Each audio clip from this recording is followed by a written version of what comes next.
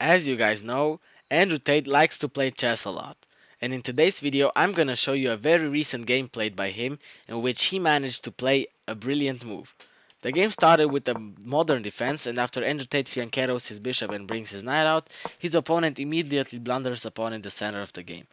So now Andrew Tate immediately takes advantage of that and is also taking the bishop on g5. Now the f7 square is being attacked, so he castles his king. His opponent could still take with either piece, would still be fine, but he decided to go for the move h4, giving Andrew Tate the opportunity to shut everything off, not letting white ever take on f7 again. So after the bishop moves out of the way, he also plays the move h5, stopping any pawn advancement on the h5. He's also attacking the d4 pawn, and his opponent did not see that. So the opponent played knight to d2 and he took another pawn. Now he is attacking the pawn on b2, so his opponent could play c3, but he decided to go for long castles, which is still fine. And now Andrew Tate played c5, trying to seek out more center space. And after knight to b3, Andrew Tate did not like the idea of having double center pawns, so he just moved away. He gave up a free pawn for compensation, trying to attack his opponent's king. Now after knight to b3 back, he plays the move a5, trying to go for a4, trying to remove the knight from blocking the b2 square. So his opponent goes for queen to e3, trying to queen trade. And the computer here liked the move queen to f6, trying to attack that pawn again, and after something like c3, you would go a4 anyways. But Andrew Tate did not do that. He played the move d4, which was a bad move because it loses a pawn on e7, and it also blocks the bishop on its diagonal.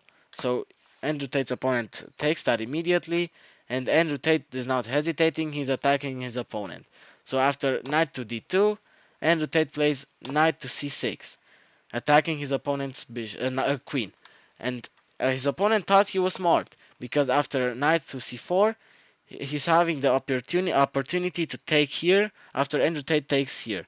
And after something like this, and rook to a5, you go rook to e1 and you have to move the knight out of the way trying to trade, and this is a complete equal position from Andrew Tate being up 2 points of material. So Andrew Tate did not like that, and he found the move queen takes b2. This is a brilliant move because either way his opponent takes, he's keeping a +1 material advantage. So now Andrew Tate is taking the queen and is +1 advantage. His opponent's king is also pretty weak. So now Andrew Tate plays the move d3, setting up a discovered attack, and his opponent goes king to c1, and now Andrew Tate is simplifying even more. And after they trade off the pieces, his opponent is attacking his pawn, but Andrew Tate knows the concepts of danger levels, so he attacks his knight first, because if he were to took here, he would take the knight. So he had to protect the knight first, and now he went b5, attacking the knight anyways. So after knight to e3, he goes rook to c3, protected by the bishop. After a few more checks, Andrew Tate won another pawn, and now it would be really clean if he would have checked and took another pawn directly, but Andrew Tate went for this variation. He goes f6 first, and after the knight moves away, he just checks and takes the pawn. Now his opponent is obviously looking to double on the double the rooks here, but it doesn't really matter. Andrew Tate just pushes, and after he doubles the rooks, he slides his bishop beautifully out of the way, because otherwise he would have lost it. So now his pawn is being attacked, so he just protects it with the move b4. So now his rook is flexible. So he protects the pawn on b4 with the rook on b2, and now after his opponent goes knight to d4, he goes f5, attacking the knight. And this being a blitz game and his opponent playing really fast, his opponent blundered, and Andrew Tate won the knight. Now this would obviously be some kind of a skewer, but Andrew Tate has an in-between check. But it doesn't really matter. You cannot block with the bishop, but you can play king to f8. And now, after rook to h6, his opponent did not see that his rook was hanging, and after Andrew Tate took, his opponent resigned. because after rook to h8, you can play king to g7, but he would take your rook.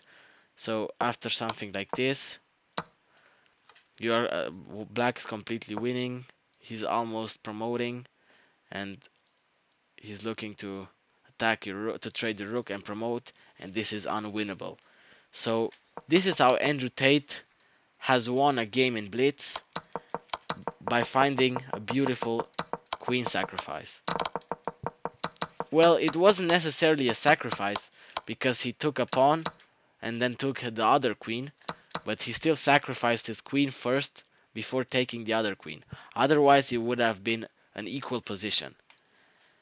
If you liked this video, make sure to subscribe and like, and also make sure to join my Discord because I'm launching a course really soon. And if you want to see more Andrew Tate's videos, make sure to write it in the comments. Good luck!